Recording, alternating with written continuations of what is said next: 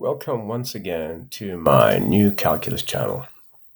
My name is John Gabriel, and so in a recent video on the abstract unit, I told you that if you could construct a straight line, which is equal to the circumference of a circle, then you could say that you measured it, okay? And the way I explained it is I said you could take parts like this of the equal parts that you get on the circumference, line them up like that, and add this last part to the end, and then you would have the circumference. But now that is not the way Archimedes did it. Archimedes was a brilliant mathematician, and over 2,300 years ago, and I explain in this video, by the way, how Archimedes did it.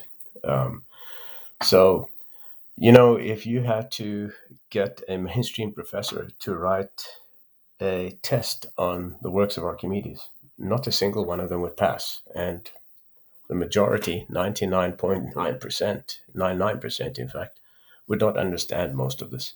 So in this beautiful work, which I have studied from beginning to end, and the special section on spirals, Archimedes sets up the propositions before 18 and 19 that are required to make this statement. He says, let's go to the algebra applet. If OA be the initial line, so if OA, this magenta line, be the initial line, and then this first turn be the first turn of the spiral, and a tangent be constructed to the spiral at this point, then it will meet OB at a length which is the circumference of the red circle. Okay, that's what he says in his proposition. So he says OB drawn perpendicular from O. So OB, this is OB, which is drawn perpendicular from the orange line from OB. And he says that OB will be equal to the circumference of the first circle.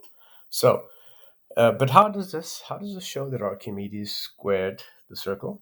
Well, now note, there is no use of compass and straight edge here, okay, because compass and straight edge are just tools used to communicate these perfect concepts, right? Of course, mainstream morons have never realized these things. So, how do you do that? Well, if you take this triangle here, okay, let's get a pen here. A pen? I don't see a pen. Oh, over here, yeah, here's a pen. So we could say, take this triangle, put another one like that, okay, and then double the size, and you have a rectangle, which is equal to the area of the red circle. And what it means is we have squared the area of the circle. Okay, so that was done without any compass, without any straight edge. It was done by the sheer brilliance of Archimedes in his work on spirals. And it's so advanced, again, that most moronic mainstream math professors won't even have a clue of all these things. Okay, and they've never learned these things. They're just too stupid and too ignorant and too arrogant, and have their heads up each other's rear ends. So even the so-called bright ones, like that little twit, Terence Dow, I mean, he's really an idiot. He wouldn't have a clue about any of these things, okay? And he's been given a Fields Medal for his unremarkable green tau theorem. Anyway, I don't want to sit and belittle these fools. They're actually nobodies, and I want you to think for yourself. So I'm going to continue with this video and explain more of the things that I meant to explain to you. So squaring the circle is part of the main theme in the elements, the theme of measure, okay? You want to be able to produce a straight line that is the same length as the circle's circumference, given only the diameter of the circle. So you can give any diameter, 1, okay, 2, any other diameter, any other 2 diameter, whatever. So in this case, it's double the value of pi, which makes sense, okay? And any other radius, will work. And the result is always the same. All these statements here are true. And so I'll place a link to this applet. I don't want to spend too much time on it. So I'm going to just shut this window to simplify things for myself because my eyesight's not good. So, and then in an old video here, I show how Archimedes squared the circle. It might have one or two mistakes because it's old. And anyway, and now that I looked over it, I did notice one mistake. For example, I said the triangular shaded area is exactly equal to the quarter in this applet. In the other one, I think I said it's equal to the exact area of the red circle, but it's not the area of the whole circle, but only a quarter. Okay? So, let's see, where are we now? Now, okay, so I don't want to deal anymore with that. So now, then what I did next was I began an entertaining little conversation. So I was going to do a chat with Claude and a chat with GPT. So I asked him the same question. I said, do you know of any geometric only way to construct a line segment equal to a circle's circumference given only the diameter? So ChatGPT says, yes, you can use geometric methods to construct the line segment equal to a circle's circumference if you're given the diameter, and one way is to use a process called rectification of the circle. First, construct a square with a side length equal to the diameter of the circle, then draw a circle inside the square, which is tangent to all four sides, and then the circumference of the inscribed circle is equal to the original circle's circumference. That is correct, but it doesn't give me a straight line. And what he's saying, what ChatGPT said there is I draw a square with the diameter of each side and then inscribe the circle like that. And then I have the diameter, and therefore that circumference is the diameter of a circle with that length for its diameter. But that's not what I asked. Okay, so I tell it, no, I asked for a straight line equal to the circumference. So it says, my apologies. And it says you can use the rectification. It says start with a circle and draw a square around it.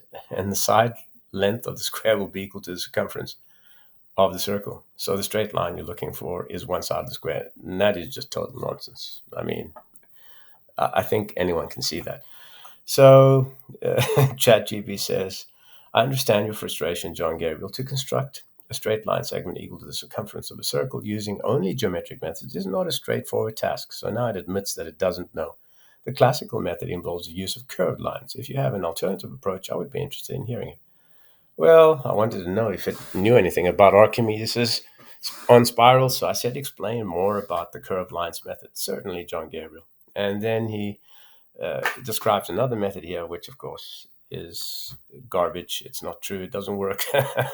But anyway, I finally said, allow me to put you out of your misery. Here's the correct way. And I quoted Proposition 18 of Archimedes' spiral, and it says, thank you for sharing that, John Gabriel. The method is indeed an elegant way to construct a straight line segment using a spiral, and your contribution is appreciated, and it's a valuable historical perspective on this geometric problem. So I did the same thing with Claude. Now, Claude I consider to be the best chatbot of the lot. But even Claude sometimes, it doesn't really produce all the right results. But in any case, Claude doesn't have the type of approach that any of the other chatbots have, where its opinion is fixed, and so it allows for the possibility that it's wrong. So it says, unfortunately, so the first response says, unfortunately, there is no purely geometric construction using compass and straight edge that can construct a line segment, but I didn't ask for that. See, so this is really a straw man argument. If I was talking to a person, I just said, is there any geometric only way? Who says that you have to use a straight edge and compass? So that's true. And it says just because pi, the ratio, is a transcendental number, it's not a transcendental. That cannot be constructed geometrically. But an exact construction is not possible. So then I list this Proposition 18, and I tell it that it contradicts Claude's claims. And Claude responds, you're absolutely right. My previous claim was incorrect. And Claude repeats what's in the proposition and thanks me for taking the time to educate it, and says discussions like this help improve my knowledge. And then I said, what about this way? And then I purposely used uh, ChatGPT's suggestion just to see what Claude would do with it.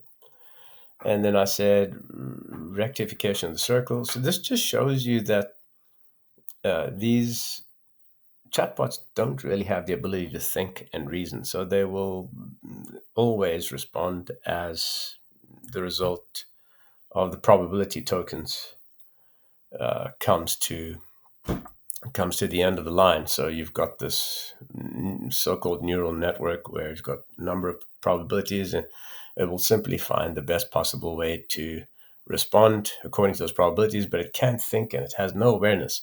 So it says, it's another elegant geometric construction for obtaining. So I said, no, that would not work because I asked for a straight line equal to a circle circumference. Okay, I mean, I didn't even tell it that it was wrong. I just said it wouldn't work. And it says, you're absolutely right. My previous suggestion of inscribing a circle inside a square would not satisfy the original request. Okay. So then he says, you had asked for a purely geometric construction. The method of inscribing a circle would only create a circular arc length equal to the circumference, not a straight line segment. And so he says, admits his mistake, but it doesn't really have a solution. And he says I tell it that was the wrong suggestion from ChatGPT, and I stop the conversation. And now I'm totally out of breath. Oh, my word. I've been suffering from chronic cough, which has been keeping me awake all night. Okay. Hopefully today I'll be getting some good medication. Now, those are the two discussions, and let me close those. And so, just to summarize, I showed you in an old video how Archimedes squared the circle, and I showed you even now in this example what all those claims mean. And you can download this applet, it's free. If you're not already a member or a subscriber, become one, okay? Tell your friends about this. Follow me on academia. And if you're feeling generous, buy me a coffee or a meal. I'm actually a poor guy. I am living in the poverty level. So I'm existing in the poverty level in the US. And that's how things are for the greatest mathematician in the world, believe it or not. Can't even afford to rent a decent place for myself. Never mind buy. I probably won't ever be able to do that again.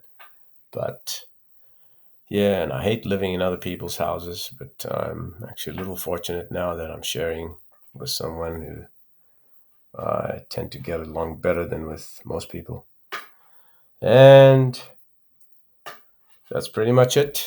My name is John Gabriel, and this is a new calculus channel. Till next time, goodbye.